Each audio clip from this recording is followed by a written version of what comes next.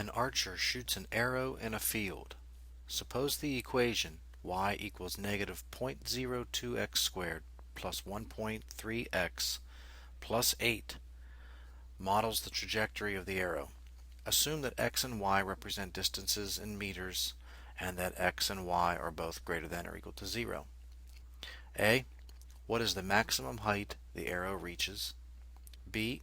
How far does the arrow travel horizontally? And C. Graph the trajectory of the arrow. A. Let's find the maximum height the arrow reaches, and this will happen at the vertex of this parabolic path, the vertex of this parabola. So we know to find the x-coordinate of the vertex.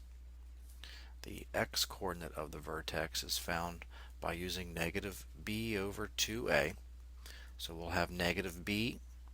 B is 1.3 over 2 times a. A is negative 0.02.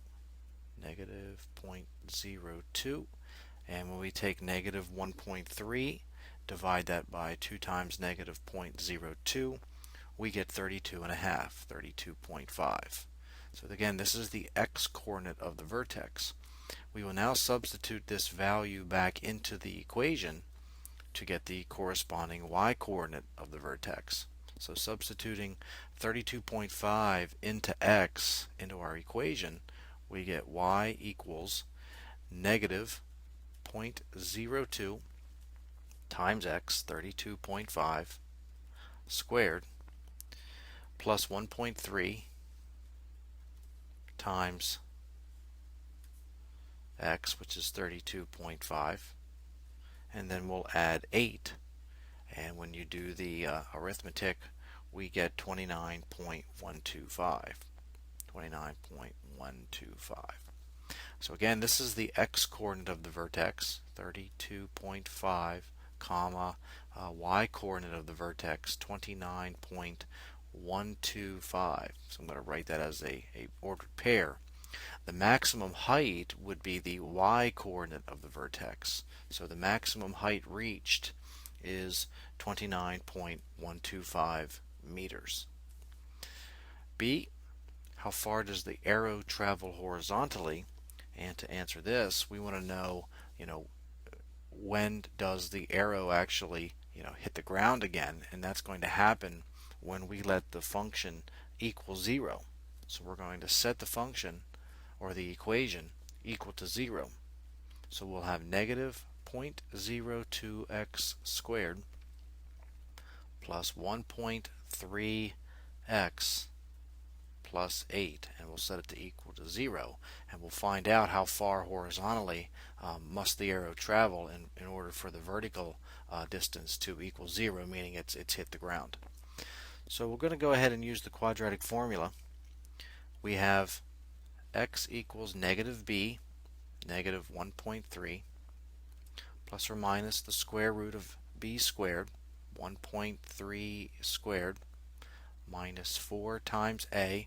A is negative 0.02 times c, which is 8. All of that over 2 times a, or 2 times negative 0.02.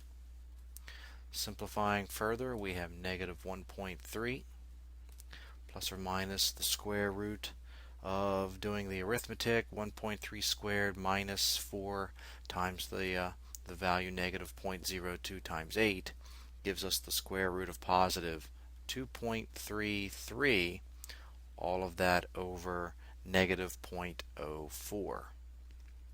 And again, we're going to crank out two x values. This would imply that x would equal negative 1.3 minus the square root of 2.33 over negative 0.04 gives us negative 5.66, and the other x value that we get, negative 1.3 plus the square root of 2.33 divided by negative 0.04, gives us 70.66. And recall, x is how far the arrow travels horizontally, therefore we must throw out the negative value. It's an extraneous value.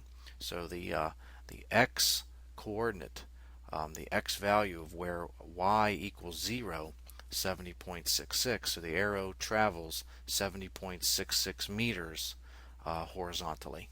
So answer to part B is 70.66. C, graph the trajectory of the arrow. We're going to plot a couple points that we know that that fall on the trajectory, and we'll try to connect those with a parabolic curve.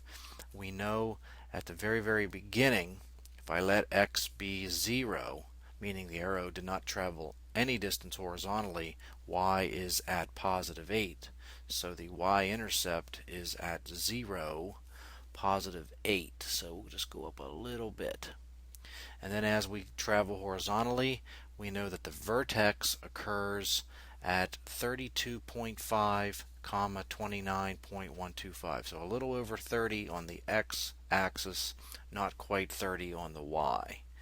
30. So a little over 30, not quite 30.